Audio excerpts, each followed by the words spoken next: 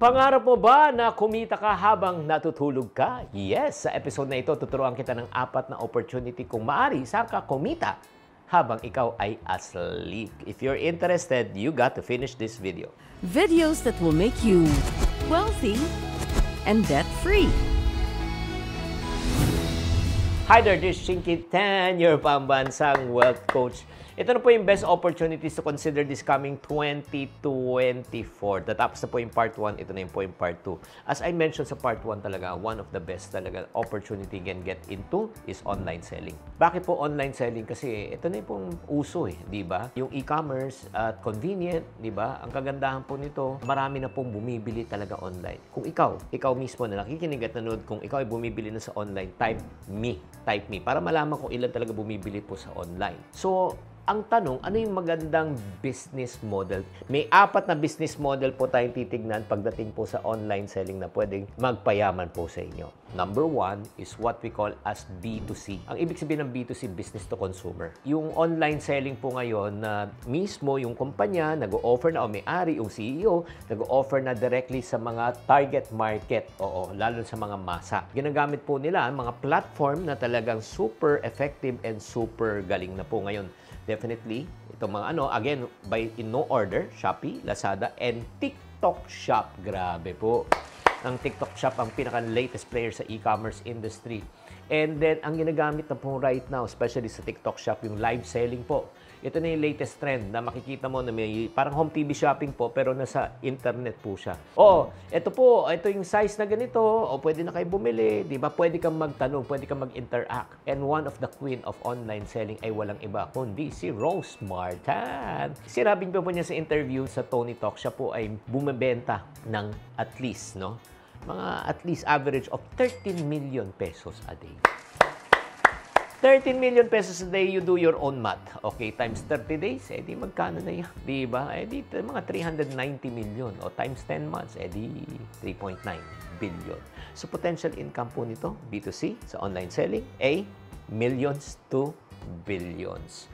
Ano pong pros ng online selling? Syempre naman, broad customer reach. Hindi lang po isang area. That's number 1. Number 2, hindi mo kailangan mag-open ng store kahit nasa bahay ka lang. Number 3, hindi nagsasara ang iyong tindahan 24/7 na bukas.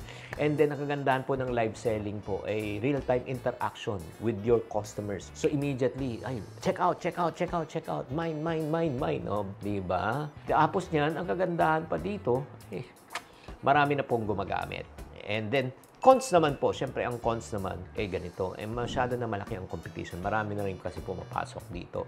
At siyempre, pagalingan na lang po ng pagkuha ng attention at mga promos at yung mga tinatawag natin marketing strategies para ikaw ay makabenta. Pero, consider po, business to consumer or live selling. Pangalawa, na pwede kang kumita habang ikaw ay natutulog is by selling digital products. Ito po, hindi na rin masyado napapansin to, pero ngayon, sumisikat na po to. Anong mga digital products? Ang ibig sabihin po niya, pwede nyo pong i-deliver ang inyong produkto digitally, through the internet, through email, through social media. Wala na pong physical delivery. Hindi na pipick up po sa inyo. Ano po yung mga digital products na pwede natin consider? E-books, electronic books, software, online courses, digital downloads, or mga gamings, Parang apps lang. Or like, for example, ang isang digital products na sobrang ginagamit po ng karamihan ng mga Pilipino ay Netflix. Wala naman tayo dina-download. Access lang, pinapanood po natin yan. Grabe po. So, ang dami na pong opportunity ngayon. Anong pong potential income po pagdating po sa pagbebenta ng digital product? Pwedeng thousands or even millions. Anong pros po nito? Siyempre, mababa lang overhead cost mo. And then, ito po, one-time setup lang to. Pag na-setup mo na ito, ibebenta mo na to forever. Parang libro, di ba? Nasulat mo na, naging e-book na siya. Habang may bumibili, kumikita ka. Hindi ka na nagpiprint. Wala kang cost as in. Wala kang cost to produce. Wala kang cost to ship. Di ba? And then, ang kagandahan po dito, mabilis scale. At saka, ang reach mo, kagandahan, hindi lang Pilipinas, di ba? Worldwide. Habang may gusto ng produkto mo, pwede mong bentahan. And then, ito yung kagandahan. Habang may bumibili, habang tutulog ka, kita ka. Ay, grabe, Pagbukas mo ng email mo, dami na pumapasok na benta. Grabe talaga, Gusto mo ba yan? Pero may cons din to, ha? Siyempre, ang cons naman nito, kailangan mo mag-content creation ka, mag-product development ka, di ba? May investment required yan, oras, expertise. And then, syempre, marami na rin competition, di ba? Marami na rin pagpipilian. Pero yun nga, these are the second way, second thing na pwede kang kumita ng pera habang ikaw ay natutulog. Pero yun nga, ang tanong ko, kay Armando o kay Brego Jr., syempre, natutulog ka pa ba? Si Malsuko at si Jovelyn Computo, okay?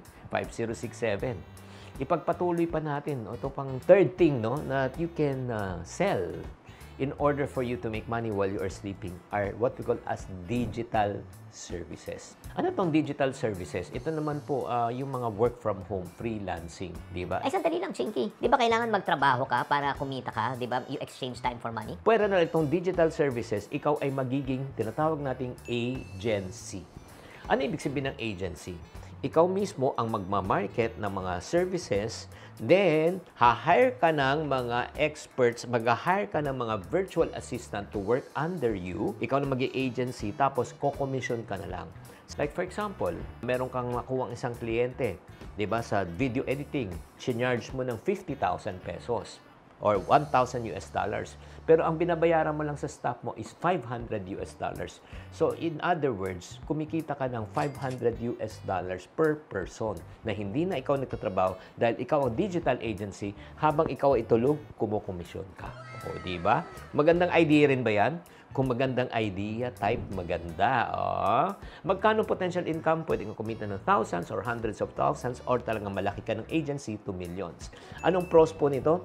Flexibility, can work from home. Access to global clients and opportunity to diversify your income by offering multiple services. Hindi lang po digital, pwede rin pong AI, pwede rin pong graphics, pwede rin pong video editing. Ang dami po, ang dami po. Ang cons lang po nito, pero syempre, marami rin kayong competition aside from yourself. And at the same time, ang negative side dito, lalo na kung ang kliyente mo ay isa lang, oras na inalisan ka ng kliyente, di ba? Ay syempre, back to zero ka. Let's go to number 4, ang pinaka-powerful. Ay, ito yung pinaka-best para sa akin, ha. Kasi ang pinag-uusapan po natin, number 1, yung e-commerce, kailangan mo mamuhunan, di ba? Kailangan may produkto at serbisyo ka. Pangalawa, digital products, kailangan may expertise ka, may brand ka, bago ka paniwalaan. Number 3, digital services, hindi rin to para sa lahat. Kasi, syempre, maghanap ka ng kliyente, tapos maghanap ka ng magtatrabaho para sa iyo. Hindi po para sa lahat. Pero ito pang-apat, ito ay para sa lahat. Grabe po ito. Ay, ito po. Ito, bibigyan ko po kayo ng idea. Titis ko muna kayo. Ito po isang pamamaraan na hindi ka mamumuhunan, hindi ka mag-stock ng produkto, hindi ka magpapak, hindi ka mag-ship, hindi ka magde-deliver, hindi ka kukolekta, pero ikaw ay kikita. Ha? Meron mo ngayon na walang puhunan, hindi ako magpapak, hindi ako mag-ship, hindi ako magde-deliver, pero ako kikita? Yes. Ang gagawin mo lang, mag-promote ka lang ng mga produkto na talagang gustong-gusto mo at pinapaniwalaan mo. Paano ka kikita? The fourth most powerful way, habang tulog ka, is what we call as affiliate marketing.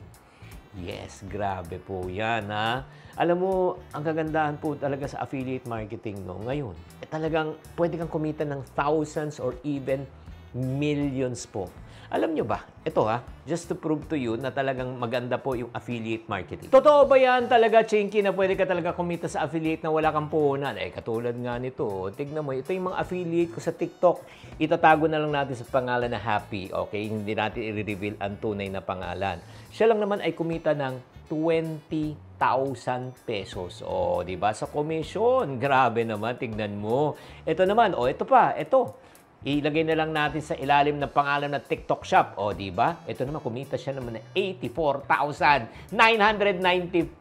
At ito naman, isa pa, grabe.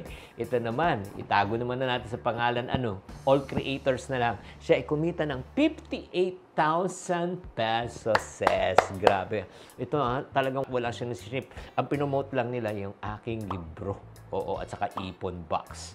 So, ang pros po talaga nito, again, hindi mo na kailangan mag-create ng stock products, di ba? Ang kagandahan dito, habang ikaw ay gumawa ng video, habang may bumibili sa link mo, sa TikTok shop mo, sa Yellow Basket mo, habang ikaw ay tulog, kumikita ka. And then, pwede ka pang pumili na aside from my products, marami ka pang products na pwede mo i-promote.